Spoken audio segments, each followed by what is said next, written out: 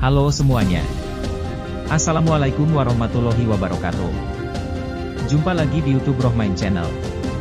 Mohon di like, subscribe, dan share. Assalamualaikum warahmatullahi wabarakatuh.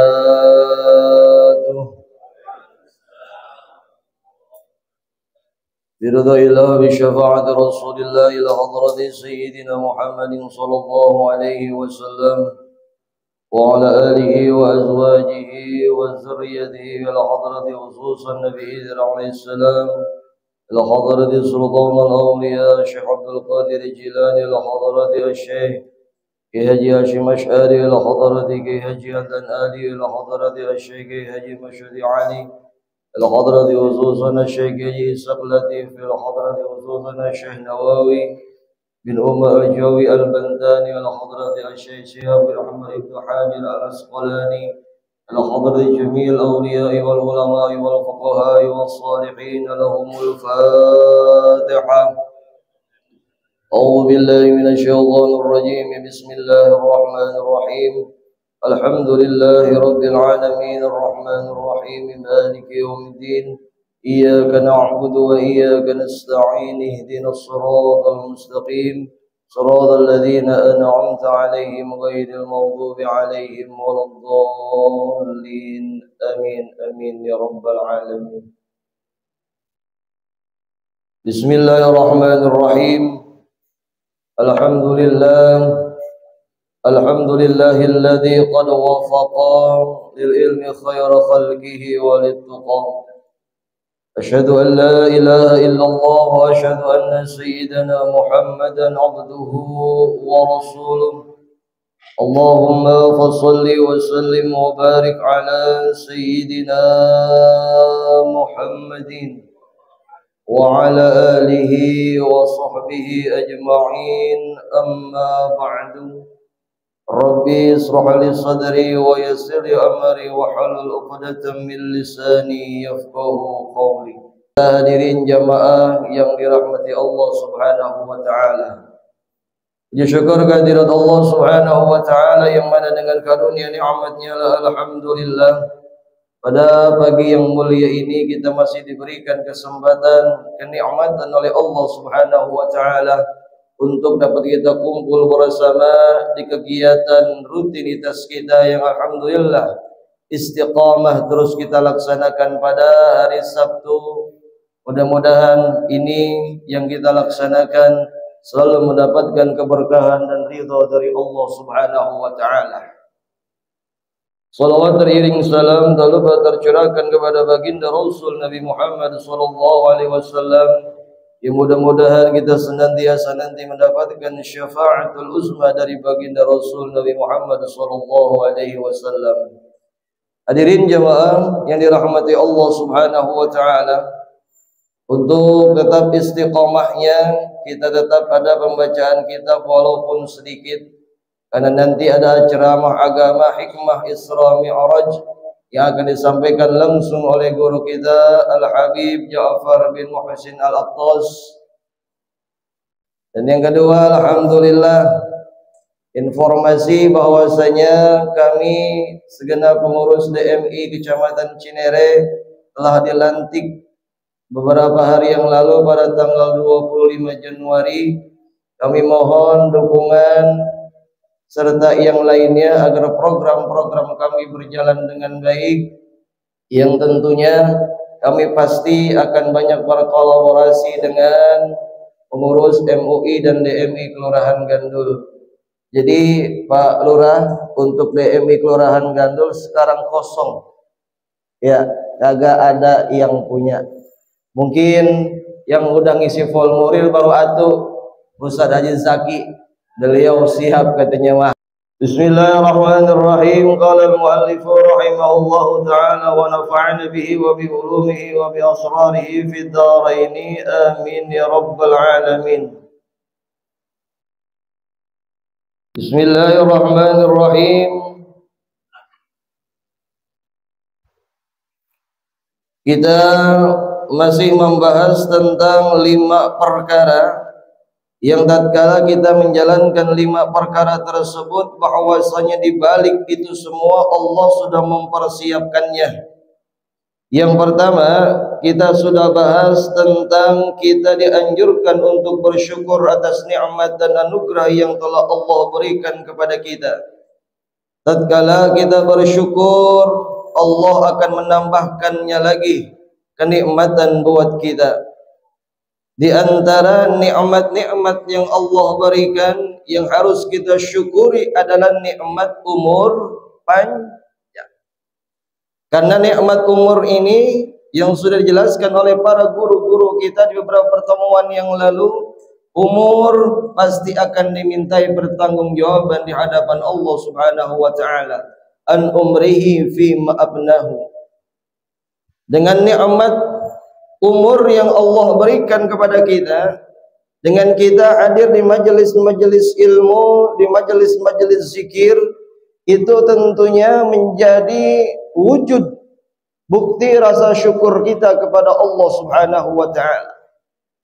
Para ulama mengajarkan kita di antaranya untuk rasa syukur kita kepada Allah Subhanahu wa taala, yang pertama memanfaatkan diri kita untuk terus taat dan beribadah kepada Allah Subhanahu wa taala. Dan terus bagaimana buat kita yang bekerja?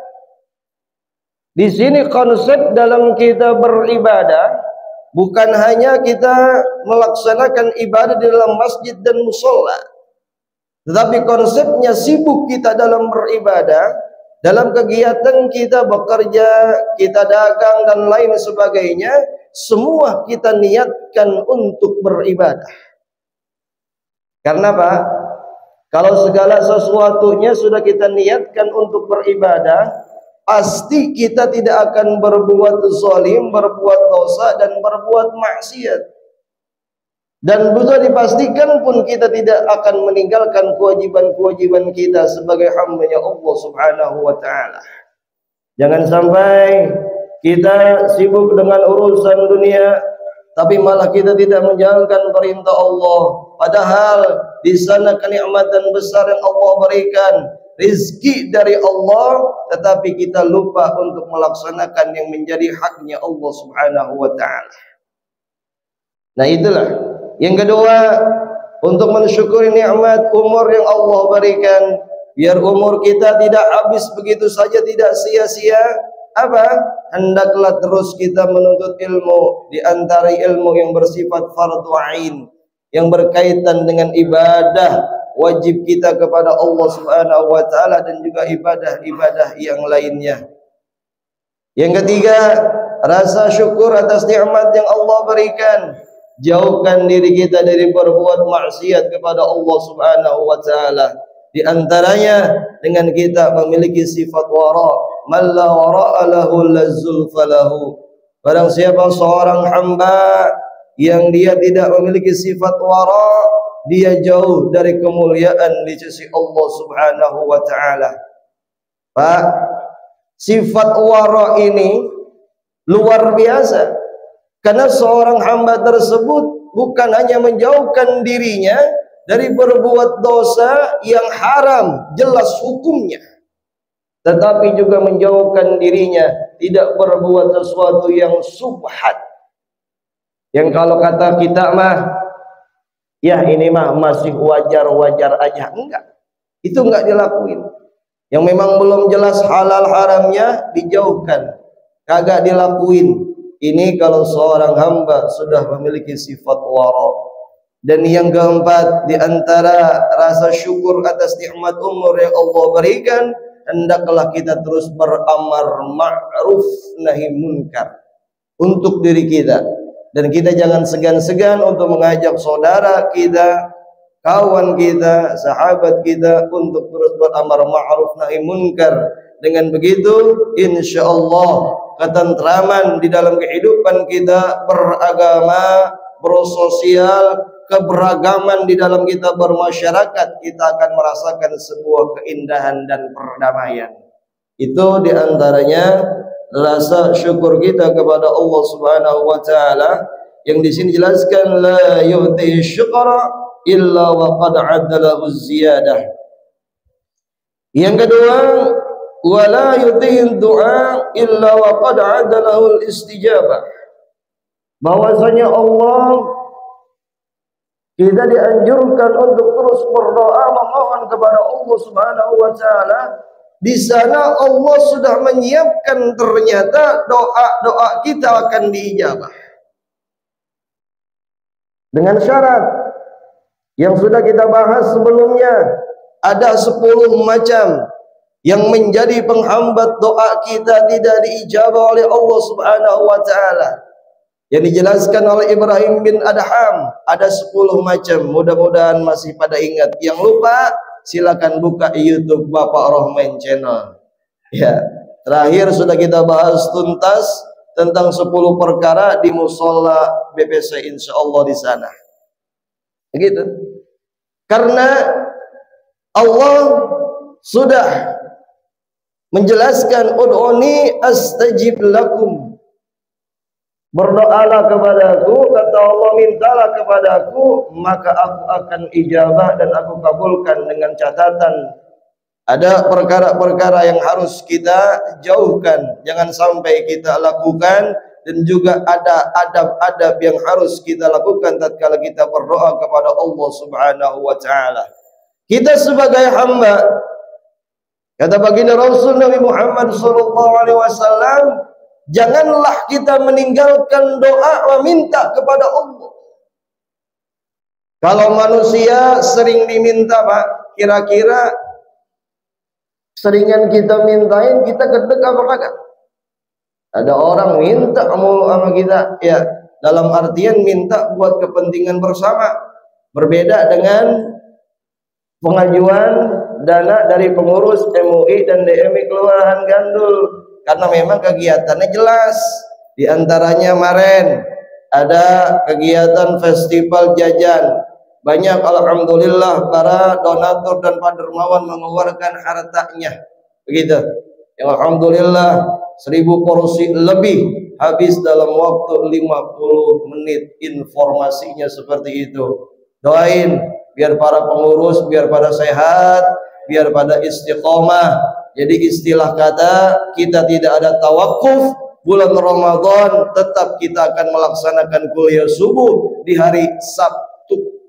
Karena kalau hari Minggu masing-masing masjid dan musola ada kegiatan kuliah subuh juga. Jadi kita tetap ngambil di hari Sabtunya, kita ngambil lokasi di beberapa masjid di sekitaran Kelurahan Gandul dan juga sekitaran yang lainnya. Begitu.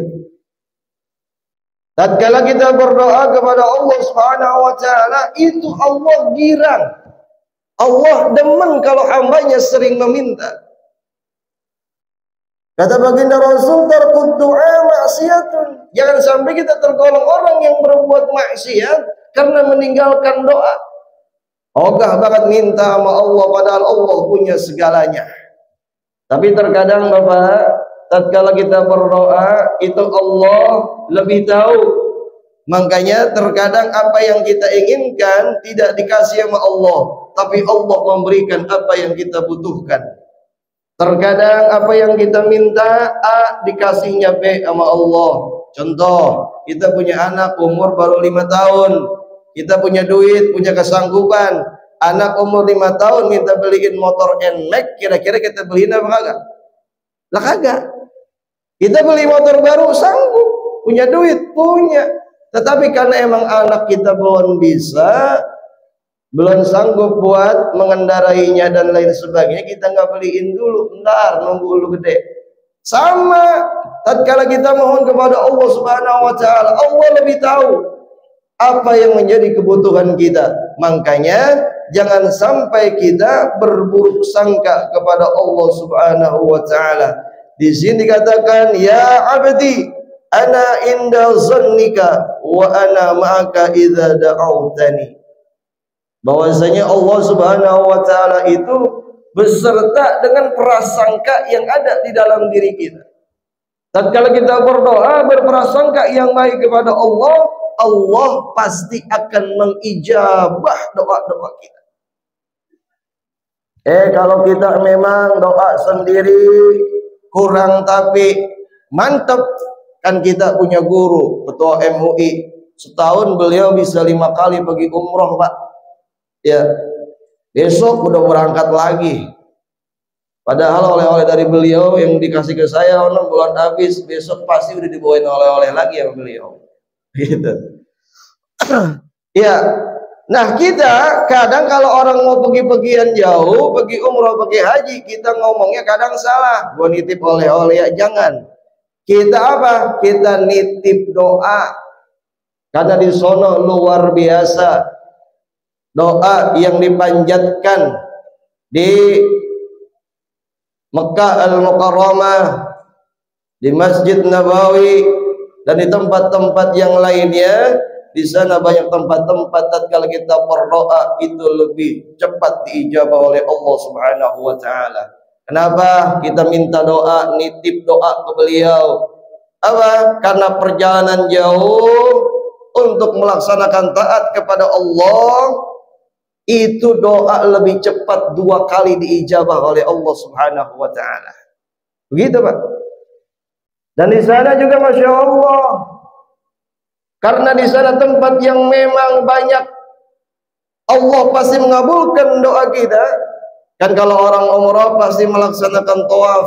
Tatkala melaksanakan tawaf itu ada 2 doa, ada 2 kalimat yang memang sangat dianjurkan. Yang pertama kita mengucapkan subhanallah walhamdulillah wa la ilaha illallah wallahu akbar, tambahkan lagi la haula wa la quwwata illa billahil aliyil azim.